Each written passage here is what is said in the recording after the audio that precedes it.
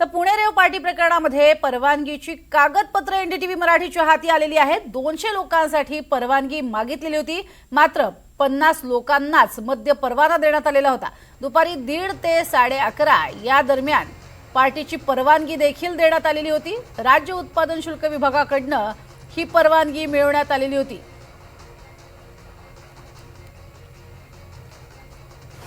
Pune rave party प्रकरणामध्ये ही महत्त्वाची update. पार्टीत सहभागी झालेल्या मुलांच्या पालकांना पुणे पोलीस हे बोलवणार आहेत। पार्टीमध्ये 3 अल्पवयीन मुलं सहभागी असल्याची माहिती पोलिसांनी दिलेली आहे आणि त्यामुळेच पालकांना सुद्धा आता या संपूर्ण प्रकरणामध्ये चौकशीसाठी बोलवलं जाणार आहे।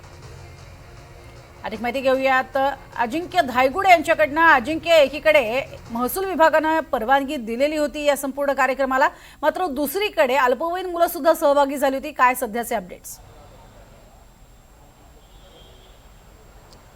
अगदी बरोबर आहे। आता आपल्या हाताला राज्य उत्पादन शुल्क विभागाने जी परवानगी दिली होती, नरेंद्र सुंदरलाल चूग नावाच्या व्यक्तीने ही सगळी परवानगी मिळवली होती आणि परवानगी देत असताना काही नियम व अटी शर्ती घालून राज्य उत्पादन शुल्क विभागाने दिल्या होत्या। त्याचं देखील भंग झाला असल्याचं आपल्याला सध्या पाहायला मिळतंय। 200 लोक एकत्र येऊन गेट टुगेदरचा कार्यक्रम आयोजित केला अशा प्रकारचं सांगून ही परवानगी मिळवलं असल्याचं सध्या समोर येते आणि 50 लोकांना मद्यसेवनाचा देखील परवाना राज्य उत्पादन शुल्क विभागाने दिल्याचं पाहायला मिळते। मात्र हा जो परवाना आहे तो दुपारी 1:30 ते रात्री 11:30 या दरम्यानच दिला होता। मात्र मध्यरात्रीपर्यंत ही सगळी पार्टी सुरू राहिल्यामुळे या परवाना देताना ज्या नियम व अटी घालून दिल्या होत्या त्या सगळ्या नियम व अटींचं उल्लंघन झाल्याचं सध्या आपल्याला पाहायला मिळतं आणि तशी तक्रार देखील राज्य उत्पादन शुल्क विभागाने केलेली आहे। तर दुसऱ्या बाजूला 150 पेक्षा अधिक तरुण आणि तरुणी या पार्टीमध्ये सहभागी झाले होते आणि ज्यावेळेस पुणे पोलिसांच्या गुन्हे शाखेने या ठिकाणी धाड टाकली आणि यांचं सगळ्यांची माहिती गोळा केलेली आहे। आता हे नेमके राहायला कुठे आहेत, यांचे पत्ते काय आहेत हे देखील पुणे पोलिसांनी मिळवलेले आहेत आणि आता या सगळ्या 156 जे लोक आहेत त्यांच्या घरच्यांना पुणे पोलिसांकडून संपर्क केले जाणार आहे।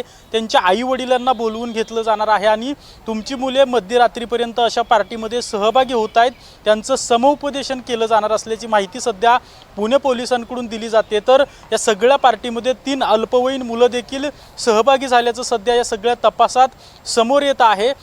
या पार्टीमध्ये जी लाइटिंगची सिस्टम वापरली गेली, साऊंड सिस्टम वापरली गेली, ही सगळी पुणे पोलिसांनी जप्त केलेली आहे आणि न्यायालयाची परवानगी घेऊन ही सगळे लाइटिंगची सिस्टम असेल किंवा साऊंड सिस्टम असेल ही नष्ट केली जाणार असल्याचं देखील आता पुणे पोलिसांकडून स्पष्ट करण्यात आलेलं आहे। त्यामुळे ज्यांनी या पार्टीमध्ये या गोष्टी पुरवल्या आहेत त्यांच्यावर मोठी कारवाई केली जाणार असल्याचं सध्या समजतंय आणि या पार्टीत सहभागी झालेल्या मुलांचे आई वडील देखील आता पुणे पोलिसांच्या रडारवर आहेत।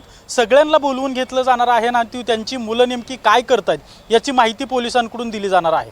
नक्कीच, तुर्तास धन्यवाद या संपूर्ण माहितीसाठी अजिंक्य। कारण पुण्यामध्ये घडत असलेली ही घटना अतिशय गंभीर स्वरूपाची आहे। येत्या काळातले आणखीन गंभीर गुन्हे वाढू नयेत यासाठी आतापासूनच खबरदारी घेणं गरजेचं आहे। तुर्तास धन्यवाद या संपूर्ण माहितीसाठी।